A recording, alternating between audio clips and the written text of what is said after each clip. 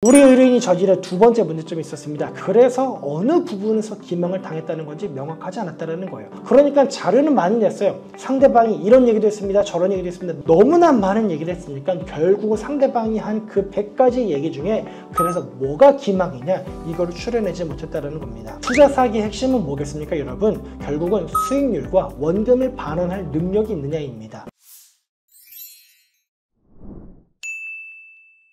네, 여러분 안녕하십니까. 검사 출신 정사전문 변호사 법무법인 A파트의 용승호 변호사입니다. 똑같은 고소장, 의뢰인이 직접 썼을 때는 불송치가 나오고 변호사가 썼을 때는 송치가 될 수 있을까요? 저는 100% 그렇다고 봅니다.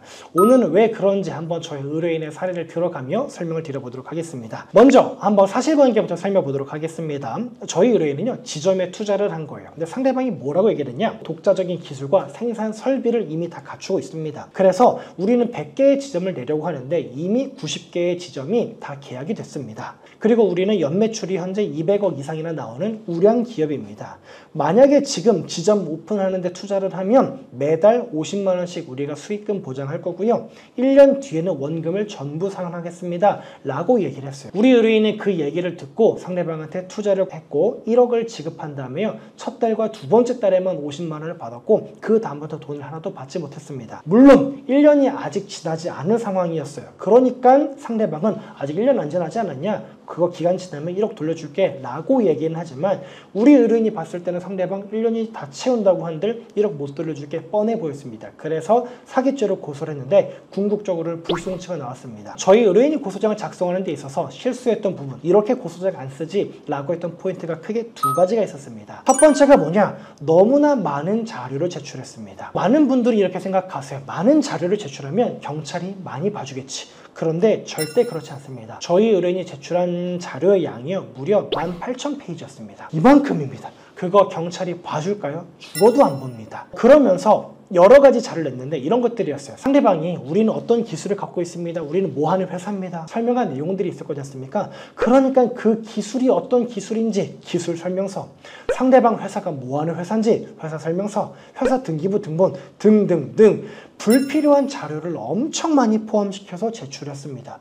그런데 제가 그거 기록 거의 다 살펴봤는데 저희한테 유리한 자료는요 300페이지가 채 되지 않았어요. 그러니까 나머지 17,000페이지 이상은 다 뭐예요? 오히려 있으면 안 좋은 자료들이에요. 의뢰인의 자료 제출은 뭐랑 똑같냐면요, 한양바닥에서 김서방 찾아주세요, 모래사장에서 바늘 찾아주세요, 이거랑 똑같습니다. 결국은 그 수많은 18,000페이지 자료들 중에서 상대방의 혐의를 명확하게 입증할 수 있는 자료 그 안에 있긴 있습니다. 찾아주세요, 이거랑 똑같아요. 18,000페이지의 자료를 제출했습니다. 상대방이 혐의 입증할 수 있는 거는 300페이지짜리 뿐이었어요. 수사기관이 처음부터 끝까지 다 읽어주지 않습니다. 그냥 어느 부분에 있는 거 하나 뽑아서 읽었는데 그게 우리한테 유리한 자료인 300페이지짜리 자료였다? 그럼 수사기관은 송치해줬을 수도 있습니다. 근데 확률적으로 뭐가 더 많습니까? 무의미한 자료를 뽑을 확률이 또 높잖아요. 뽑기 했는데 17,000페이지 이상이 다 무의미한 자료들. 그러니까 수사기관은 어떻게 했습니까? 불송치해버렸다는 겁니다. 많은 자료를 제공하시는 거 좋아요. 근데 그것보다 더 중요한 건 뭐냐면요, 일목요연하게 상대방의 혐의를 명확하게 입증할 수 있는 자료만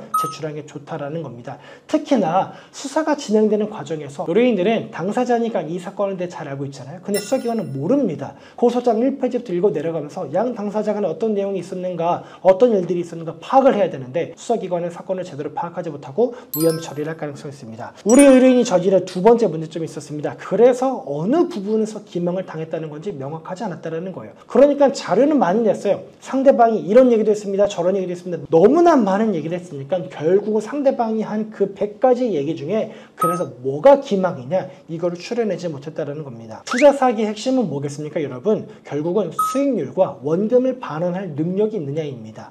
그런데 저희 의뢰인은 뭐라고 얘기했냐? 상대방이 분명히 월 50만 원의 수익이 들어올 거다라고 했는데 두 달 들어오고 안 들어왔습니다. 지점 90개 오픈하기로 이미 계약돼 있었다라고 했는데 나중에 확인해보니 79개만 오픈돼 있었습니다. 독자적 기술을 갖고 있다고 했는데 그것도 결국은 불투명합니다. 이런 식으로 얘기를 했습니다. 수사기관은 다 들어보든 이렇게 얘기를 하는 겁니다. 수익 계속 안 들어오고 있다고 했는데 확인해보니 처음에 2달 들어왔고 그 다음 3달 안 들어왔고 이제 6달째지 않습니까? 좀 더 지켜봐야 되는 거 아닙니까? 아니 지점 90개 오픈하기로 됐는데 실제로는 79개만 오픈했다? 그럴 수 있는 거 아닌가요? 독자적 기술을 갖고 있는지 여부가 불투명하다고 했는데 어쨌든 그 회사가 매출이 나고는 있잖아요. 그럼 기술이 있으니까 내출이 나는 거 아니겠습니까?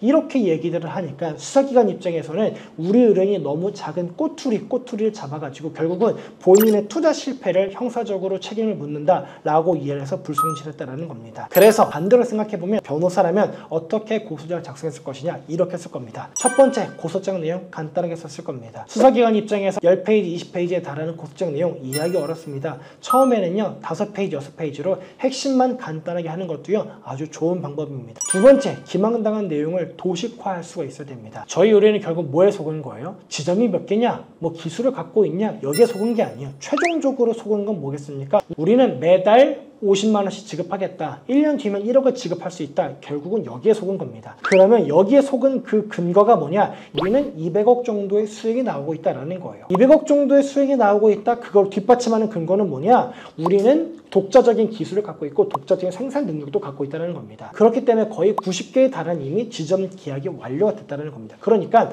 내가 하나하나가 병렬적으로 속은 게 아니다라는 거예요. 지점이 90개다. 기술도 갖고 있다. 이미 우리가 생산 설비도 갖고 있다. 매달 50만 원 줄 수 있다. 원금도 1년 뒤에 반환할 수 있다. 이게 병렬적으로 존재하는 기망이 아니라 결국 핵심적인 기망의 내용은 뭐냐? 수익률과 원금 보장이고요. 나머지 것들은 결국은 내가 이거를 믿게 하기 위한 상대방의 보조적인 거짓말에 불과했다는 거예요. 그런데 상대방의 보조적인 거짓말을 메인인 것처럼 갖고 들어가니 수사기관 입장에서 결국은 그렇게 하나 다 속았다라는 거군요. 그렇게 해서 확인을 해보니 첫 번째 거 속은 거 아니네. 두 번째 거 투자 실패로 보는 게 낫네. 이렇게 몇 개만 불송치로 마음이 기울어도 결국은 불송치가 나온다는 겁니다. 그러니까 궁극적으로 분명히 월에 50만 원 주겠다고 했습니다. 1년 뒤에 원금 반환하겠다고 했어요. 이 정도의 수익률과 이 정도의 원금 반환 능력이 있다라고 저를 기망을 했습니다. 그러면서 이런 얘기를 하면서 저한테 본인들이 이 정도로 변제 능력과 수익 능력이 있다는 걸 기망했습니다. 라고 갔어야 되는데 그러지 못했다라는 겁니다. 오늘 영상 한번 마무리 줘보도록 하겠습니다. 저희가 이거 불송치 났던 사건 넘겨받아가지고요. 이의 신청해가지고 현재 보안 수사 진행 중인 사건입니다. 똑같은 사건인데요. 고소장 어떻게 쓰느냐에 따라서 정말 많이 달라집니다. 이 사람의 혐의를 입증한 유죄 증거 여기 있습니다. 처벌해 주세요. 이거랑 제가 제출하는 수많은 자료 안에 유죄 증거도 분명히 있으니 꼭 살펴봐 주십시오. 이거는 엄연히 다릅니다. 수사기관은 여러분만큼이나 여러분의 사건에 대해서 깊게 파고 들어가지 않습니다. 일목요연하게 핵심 증거만 제출하지 않으면 송치가 돼서 혐의 인정돼가지고 유죄 판결 받을 사건도 무죄 나올 수 있으니까요. 오늘 영상 보시고 고소장을 작성하는 과정이 있다고 한다면 오늘 영상이 도움이 됐으면 좋겠고요. 반드시 변호사 선임하셔가지고 사건 진행하시는 게 좋을 것 같습니다. 오늘 영상 여기서 마무리하도록 하겠습니다. 감사합니다.